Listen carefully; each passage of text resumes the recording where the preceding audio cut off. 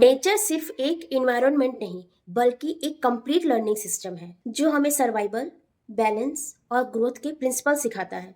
अगर हम साइंटिफिक और साइकोलॉजिकल पर्सपेक्टिव से देखें तो हर नेचुरल सिस्टम, चाहे वो इकोसिस्टम हो, रिवर फ्लो हो या प्लांट्स ग्रोथ हो, ये सब एक ही प्रिंसिपल पर काम करता है, एडॉप्टेशन एंड सस्टेनेबिलिटी। जैसे एक पेड़ को देखिए, वो कभी अपने इन्वायरमेंट से नहीं लड़ता बल्कि धीरे धीरे उसके अनुसार खुद ढल जाता है। अगर कोई स्ट्रांग हवा आती है तो ये झुक जाता है, टूटता नहीं।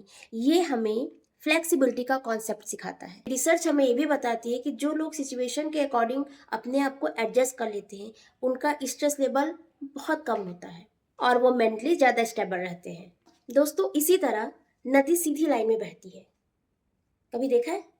उसके रास्ते में रॉक्स आते हैं, बैरियर्स आते हैं, पर वो नहीं रुकती, वो अपना रास्ता अलग से बनाती है।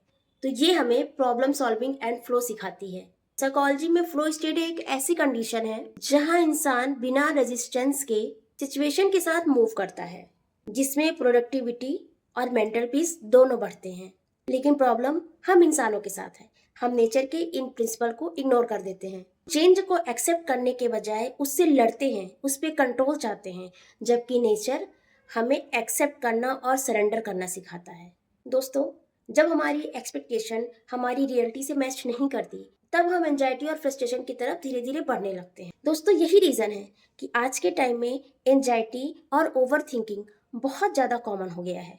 नेचर का एक और इम्पॉर्टेंट कॉन्सेप्ट है, वो है बैलेंस। इकोसिस्टम में हर चीज बैलेंस और लिमिटेड होती है, कोई भी चीज एक्सेस नहीं होती। लेकिन जब इंसान बैलेंस को तोड़ता है, चाहे वो इन्वायरमेंट एक्सप्लॉयटेशन हो या पर्सनल लाइफ में ओवर एक्सपेक्टेशन हो, उसका रिजल्ट हमेशा नेगेटिव ही आता है। इसीलिए अगर हम सच में लाइफ को बेहतर बनाना चाहते हैं तो हमें नेचर को सिर्फ देखना नहीं होगा, उसके प्रिंसिपल को भी बहुत ही बारीकी से समझना होगा और अपने जीवन में उतारना होगा, जैसे पेशेंस, एडॉप्टेशन, बैलेंस और एक्सेप्टेंस।